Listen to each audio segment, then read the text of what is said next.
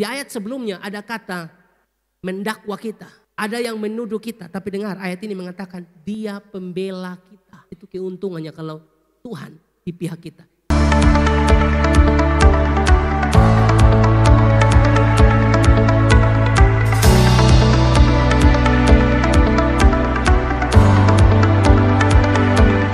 Jika Allah di pihak kita, tidak ada yang bisa menghancurkan kita. Kalau Tuhan yang pegang tangan kita, saya mau tanya, tangan siapa yang bisa melepaskan tangan Tuhan yang pegang kita? Tangan siapa yang lebih kuat dari tangan Tuhan? Tuhan lebih kuat, Tuhan lebih hebat. Jika Allah di pihak kita, saudara-saudara, pastikan Allah di pihak kita. Karena ada keuntungan-keuntungan luar biasa. Jika Allah di pihak kita, tidak ada yang bisa menghancurkan kita. Ayat 33, perhatikan. Di ayat 33 mengatakan begini, siapakah yang akan menggugat orang-orang pilihan Allah? Allah yang membenarkan mereka. Siapakah yang akan menghukum mereka? Di ayat 33, saudara-saudara, ada 3 kata yang bisa kita lihat. Di sini dikatakan siapa yang akan menggugat. Yang pertama adalah menggugat, yang kedua ada kata membenarkan, dan yang ketiga ada kata menghukum. Saudara perhatikan di sini, yang pertama soal menggugat.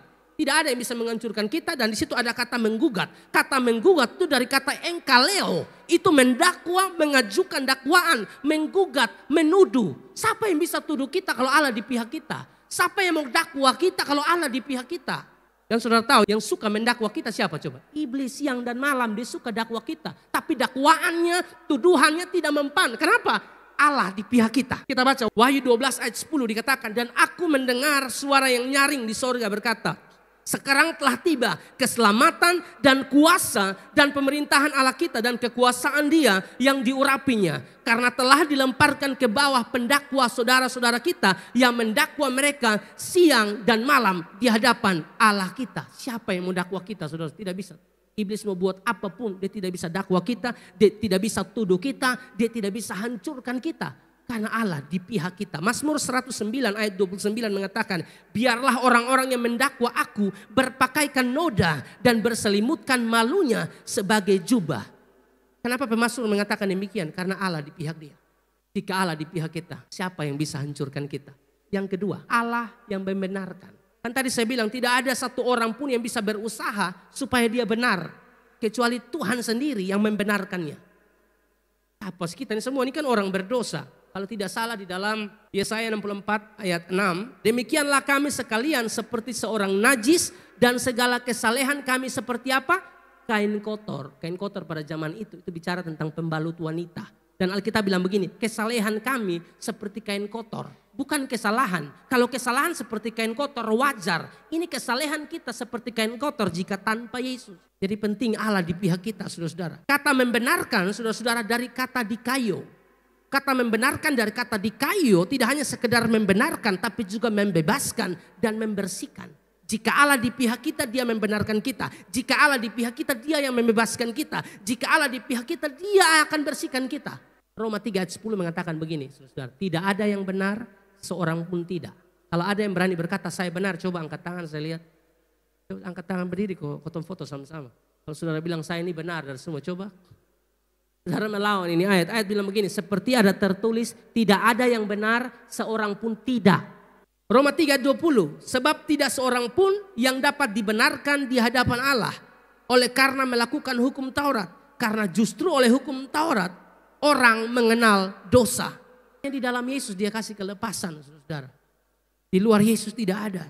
Galatia 3 ayat 11, dan bahwa tidak ada orang yang dibenarkan di hadapan Allah karena melakukan hukum Taurat. Adalah jelas karena orang yang benar akan hidup oleh iman.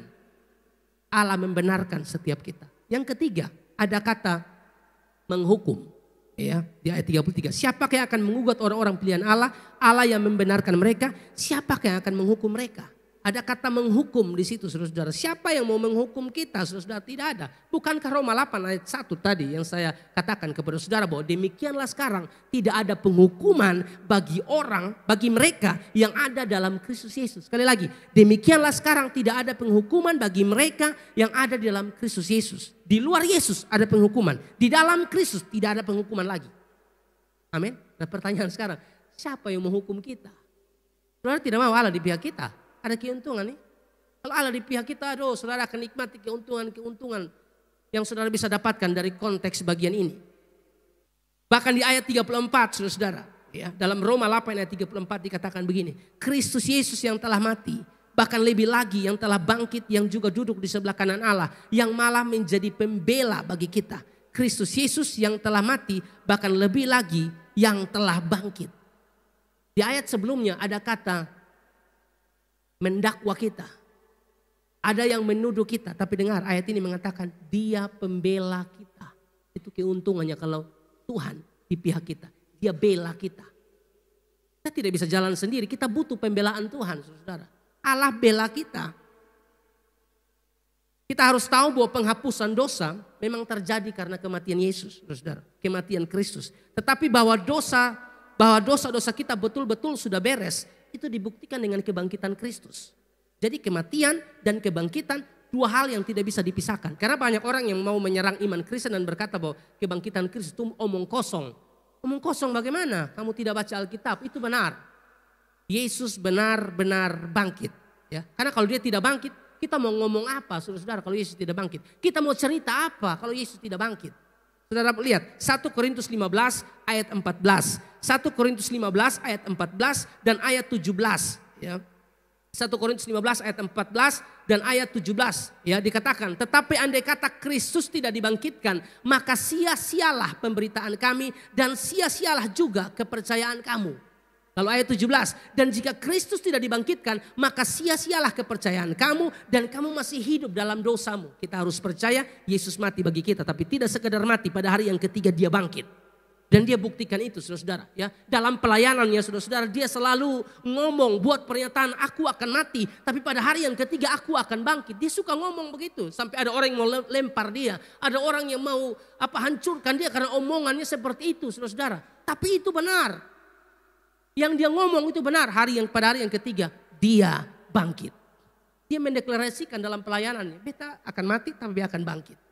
Yesus dahsyat amin. Dia omong apa dia buat. Banyak orang benci dengan dia, saudara-saudara. Dia pernah bilang lagi, sebelum Abraham jadi, aku telah ada. Saudara lihat, Abraham tuh hidup lebih, kalau kita lihat, Abraham kan lebih duluan. Tapi dia bilang, sebelum Abraham jadi, aku ada. Sebenarnya itu bicara tentang apa? Yesus Tuhan. Itu menunjukkan keilahiannya. Amin. Tapi ada orang-orang tertentu, kelompok-kelompok tertentu yang saya tanggapi dan mereka suka pakai satu data. Ya, data ini mereka pakai untuk menyerang keilahian Yesus. Yesus itu saudara, ya, dia Tuhan 100%, manusia 100%. Waktu dia datang ke dalam dunia saudara, dia seringkali menunjukkan kemanusiaannya. Kemanusiaan yang mana? Dalam pelayanan dia lapar, dalam pelayanan dia haus. Itu bicara kemanusiaannya.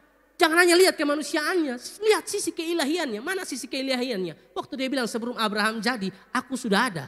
Waktu dia bisa lihat orang sampai kedalaman hati, dia menyelidiki hati. Bukankah itu berkata dia Tuhan? Siapa yang bisa lihat sampai hati kalau bukan Yesus?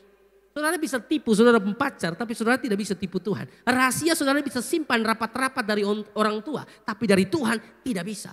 Dia kenal sampai dalam hati. Nah, mereka suka pakai ayat yang itu tuh. Kedatangan anak manusia itu tidak ada yang tahu. Kedatangan anak manusia tidak ada yang tahu. Yesus tidak tahu. Yang tahu itu cuma Bapa. Berarti Yesus bukan maha tahu. Kamu ingat dia ngomong itu dari sisi kemanusiaannya. Bukan keilahiannya, ketuhanan. Dari sisi ketuhanan dia tahu dong. Makanya kalau kita belajar Alkitab, baca baik-baik karena ada bagian-bagian yang akan menolong setiap kita. Amin, saudara. Jadi saya percaya itu saudara. Yang berikut dia bilang begini, dia menjadi pembela bagi kita. Waktu kita didakwa, kita dituduh, Allah menjadi pembela kita. Kata pembela dari kata entukano. Entukano itu menjadi pembela atau menjadi pengantara. Saudara buat dosa, lalu melalui Yesus. Masih ada kemungkinan tidak kita jatuh dalam dosa. Saya tidak merekomendasi Anda untuk jatuh dalam dosa. Tidak. Tapi masih bisa tidak kita jatuh dalam dosa? Masih bisa. Saya tidak berani bilang saya tidak mungkin buat dosa. Tidak mungkin. Saya pasti bisa jatuh dalam dosa. Tapi orang ada Roh Kudus, dia tidak nyaman di dosa itu. Dia akan bangkit. Bukan dia nyaman di itu dosa. Kalau nyaman di itu dosa tidak ada Roh Kudus. Dia akan bangkit dari itu dosa, saudara-saudara. Dia menjadi pembela bagi kita. Waktu kita buat dosa, kita jatuh dalam, lebih tepatnya waktu kita jatuh dalam dosa. Ya 1 Yohanes 1 ayat 9 bilang, kita datang kepada Tuhan, apalagi mengakui dosa kita, dia setia dan adil. Dia mengampuni dosa kita. Benar, kemenangan dari Tuhan. Kita setelah dimerdekakan oleh Kristus, tapi masih ada kemungkinan kita jatuh dalam dosa. Tapi ingat, waktu kita jatuh dalam dosa, bangkit cepat-cepat, datang di Tuhan mengakui dosa, Dia mengampuni dosa, saudara. Lalu iblis akan dakwa saudara, iblis akan tuduh saudara sok-sok suci. Tak usah pelayanan lagi di situ. Tidak usah pelayanan di Arunia Center, tidak usah, kamu orang berdosa. Itu tuduhan dari iblis. Tuhan dari iblis. Tapi dengar, Allah pembela kita. Jika Allah di pihak kita, siapa yang melawan kita? Amin, saudara-saudara.